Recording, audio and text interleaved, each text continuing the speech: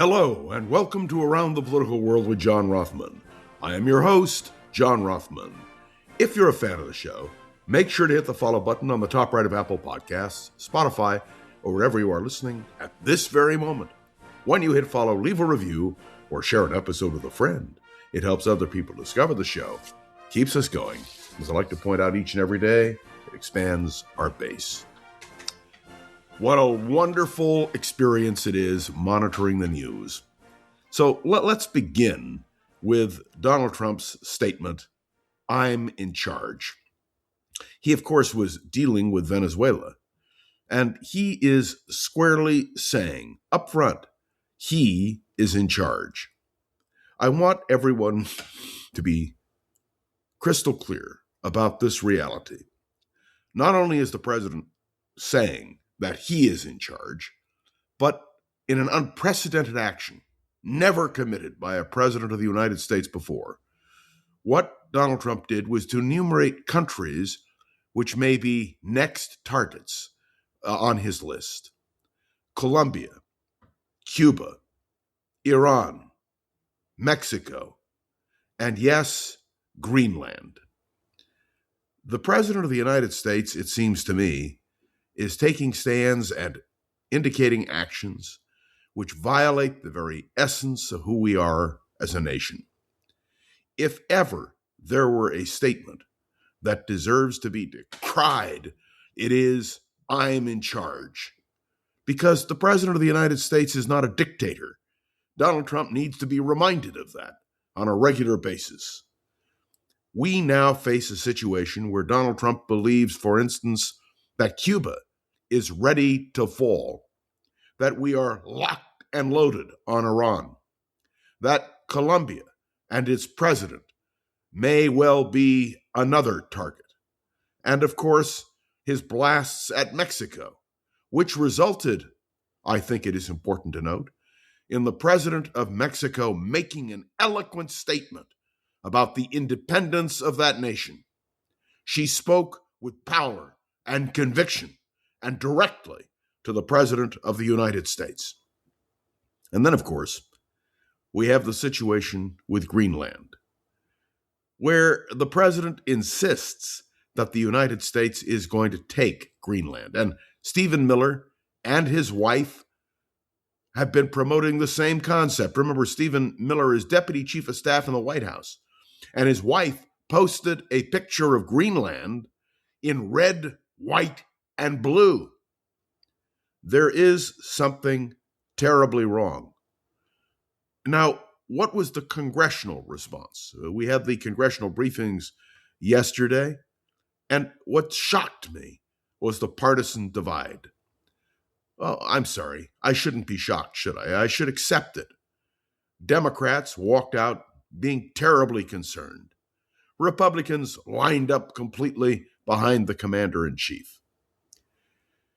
Again, there is something amiss in Washington. You have to have a situation in which Democrats and Republicans can see truth. And there is no doubt in my mind, that Donald Trump has violated the separation of powers. And I don't understand how leaders of the House and the Senate, who believe that they are in Washington to make a difference, would abdicate power to a president who makes it clear that he believes, "I'm in charge." It was a statement which will, I think, ring in infamy, because the president is not in charge. But now let's deal with something else. Pete Hegseth, the Secretary of Defense, please note I did not say Secretary of War, is proceeding with his prosecution and persecution of Senator Mark Kelly, a genuine American hero. Let's be clear. Not only is he talking about reducing Mark Kelly's retired military rank, but also reducing his retired military pay. Now, I must say that Mark Kelly did the right thing. He said, essentially, "I'll see you in court." And you know what's interesting? I've spoken with a number of people who were involved in military courts. And I asked them the question bluntly, frankly, clearly. Does Pete Hegseth have any basis to stand on this? And the answer is no. Inevitably, I believe Mark Kelly will triumph. And as I've indicated in previous podcasts, the Republican administration will have given him a big boost if he decides to seek the Democratic nomination for president of the United States in 2028. There is a question about what we've done in Venezuela.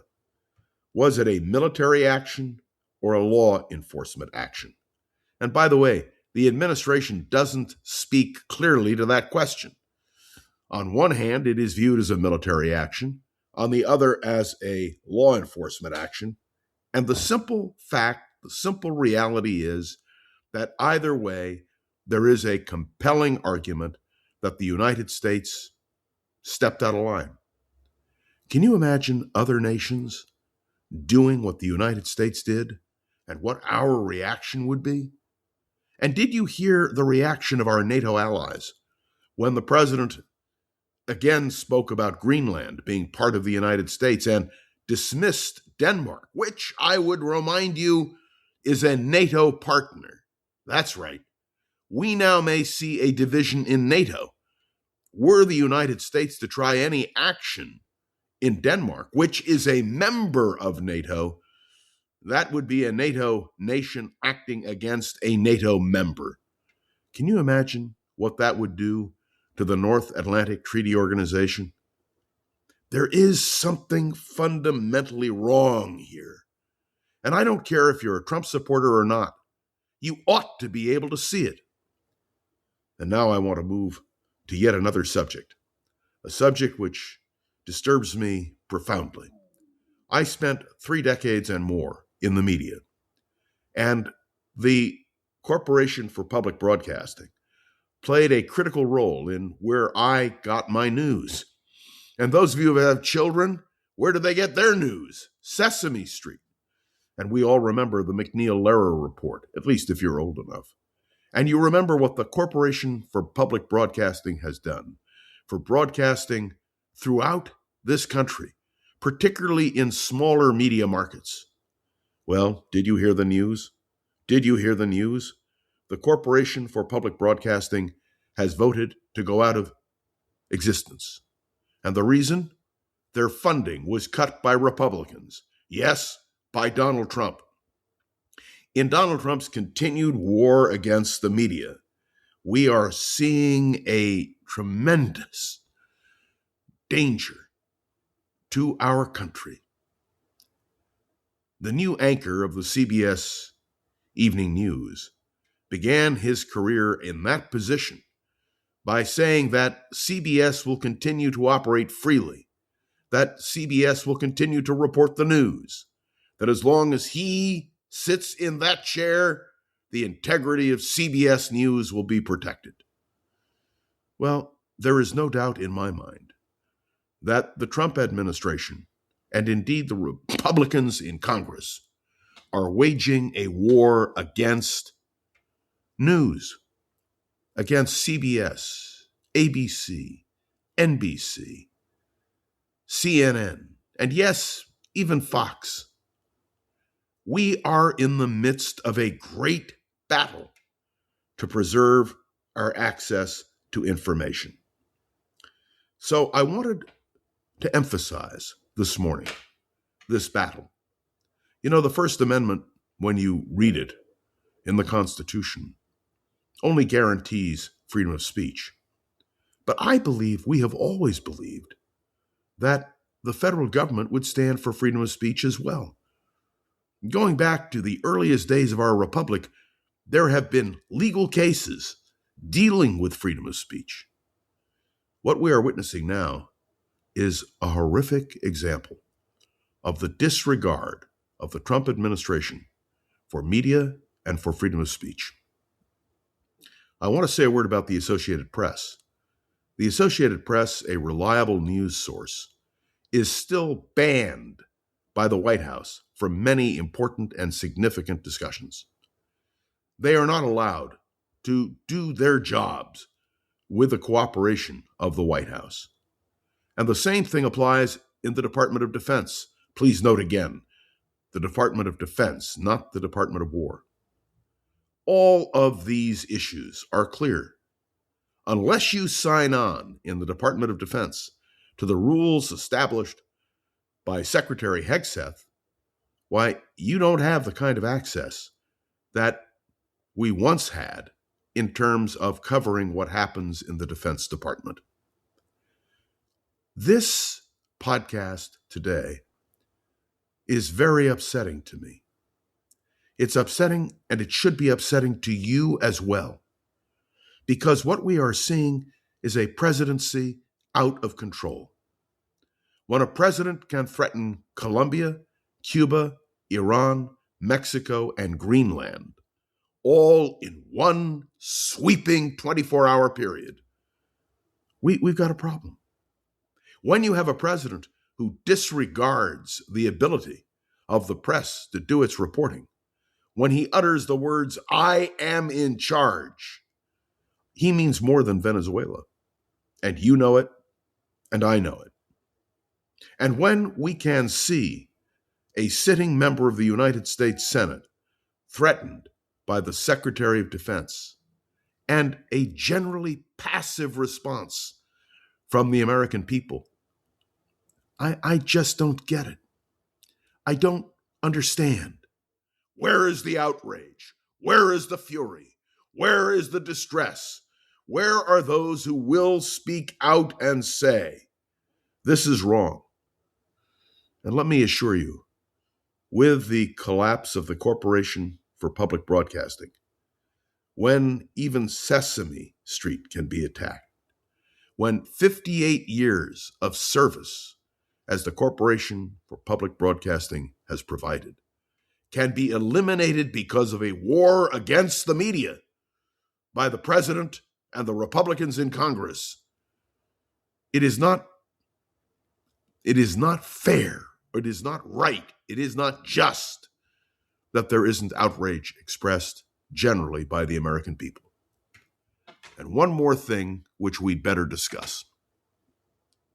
Officials at the Department of Health and Human Services say that they are now instituting an overhaul in the federal vaccine schedule.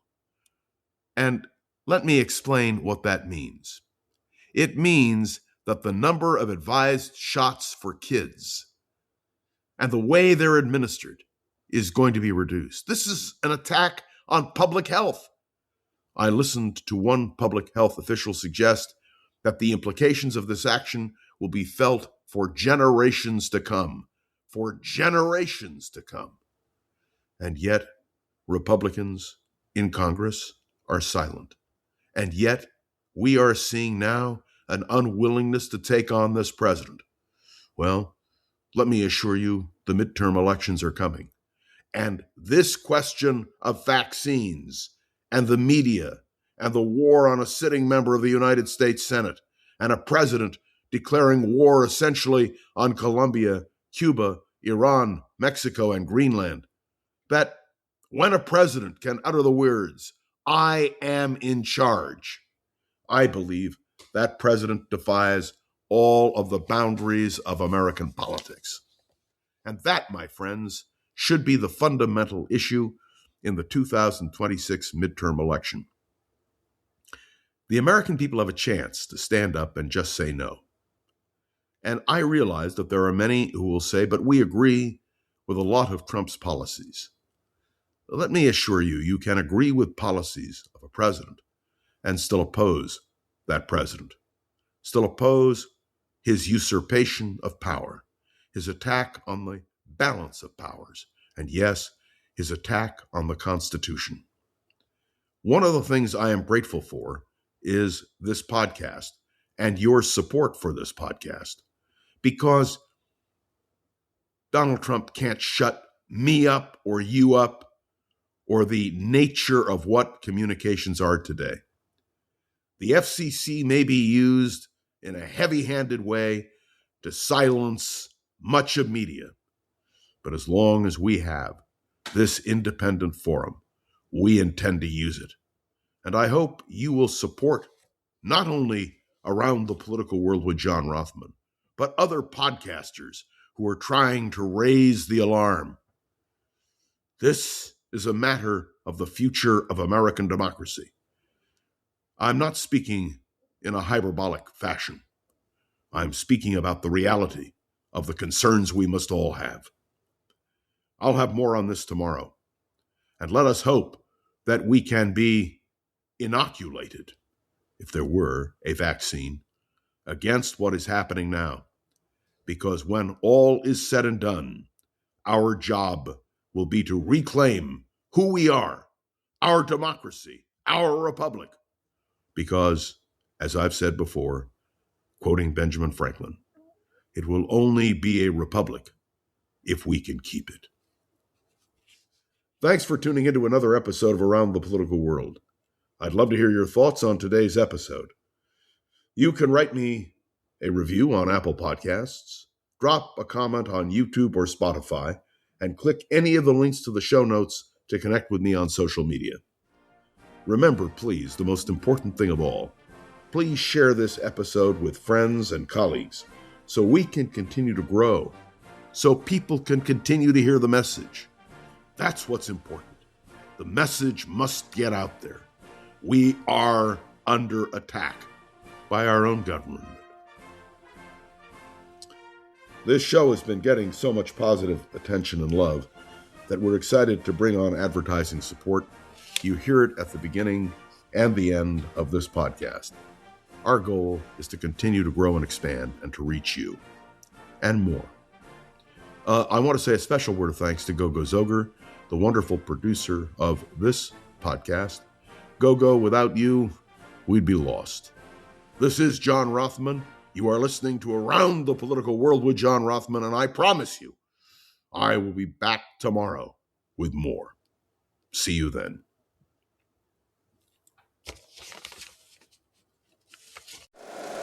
If you like the show, please take a moment to rate, review, and subscribe. It really does help the show to grow. Thank you for listening.